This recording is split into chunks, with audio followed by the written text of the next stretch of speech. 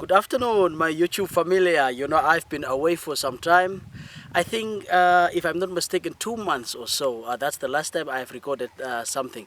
So today I want us to talk about something. I'm here at a very significant spot in the Fish River close to the village of Khipion.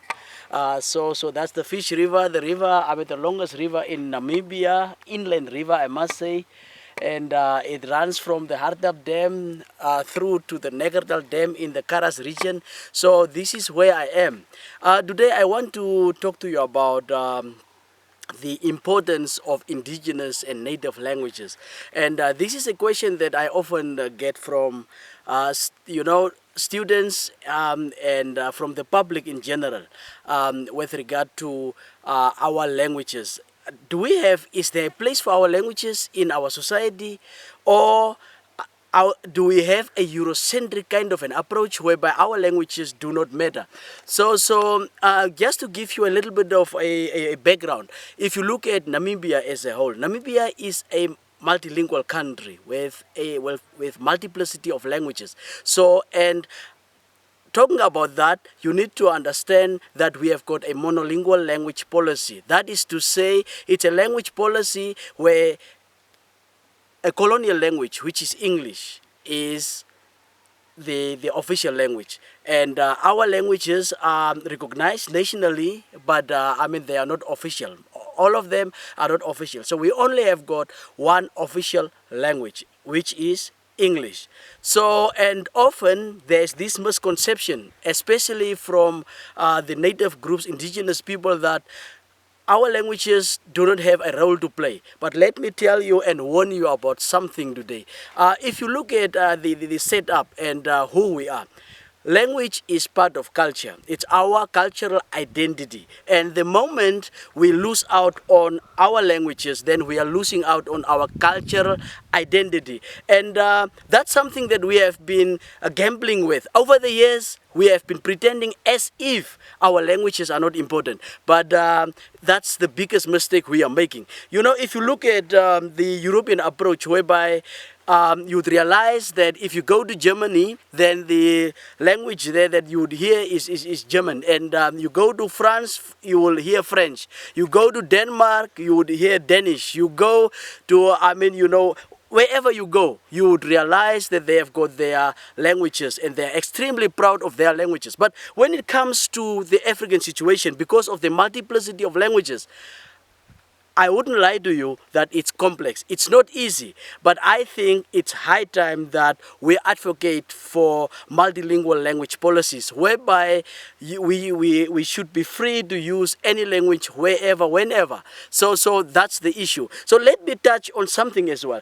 Something called the linguistic human rights. There is a theory called linguistic human rights, whereby everything is based around the rights of a human, of a human to use a particular language and so on. That one comes with challenges as well, because especially in a multilingual space, whereby we have got speakers of, let's say, I'm a Khoekhoe speaker, you have got a Oshiwambo, Oshindonga speaker, and if I say I've got the right to use my language, then what if the other person also says that? So this is where some of us have been advocating and promoting a theory called linguistic citizenship, whereby, that deals better with language politics. So those are some of the issues that we are dealing with. So it's complex, but don't listen to anyone telling you that our African languages do not have a role to play. Our cultural identities, my people, do you know that in this space in Namibia currently, we are practicing our language, our culture in other languages. And think about it, whether you like it or not, you can speak your English, very well. You can roll your tongue, and pretend as you wish.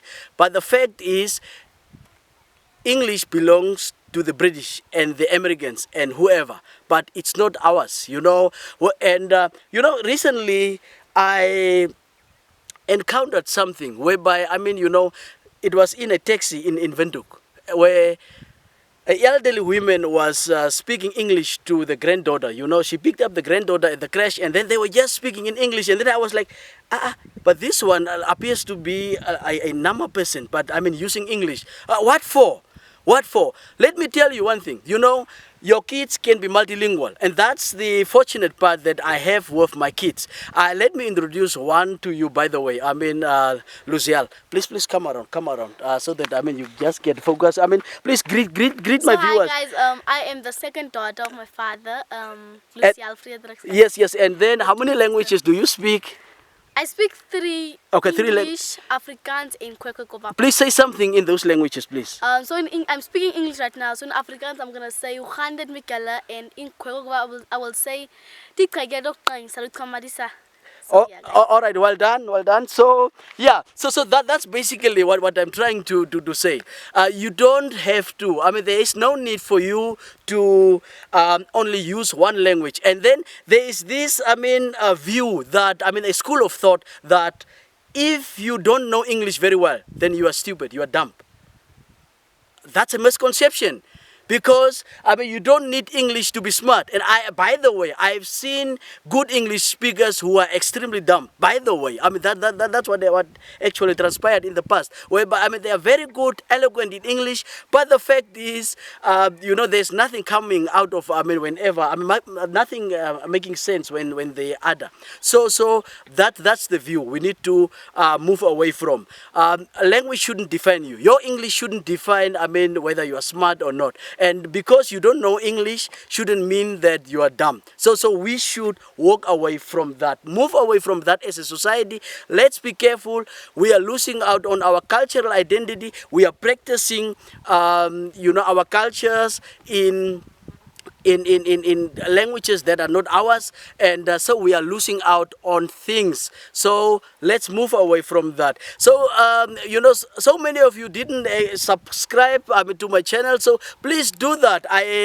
This is raw footage. I mean, I wouldn't actually put anything there because I'm not editing. You know, I really want to keep it as raw as possible. You know, this is footage as is. I would upload it, and you know, I hope you will be following and you will be learning something, I mean, out of this particular channel. So my YouTube familia, let me say goodbye for today. Lucial also wants to say goodbye. Guys, so please like and subscribe, guys, and turn on the notification bell to get informed anytime. I mean, like anytime a video is being uploaded. So guys, yeah, stay tuned to the channel and like and subscribe.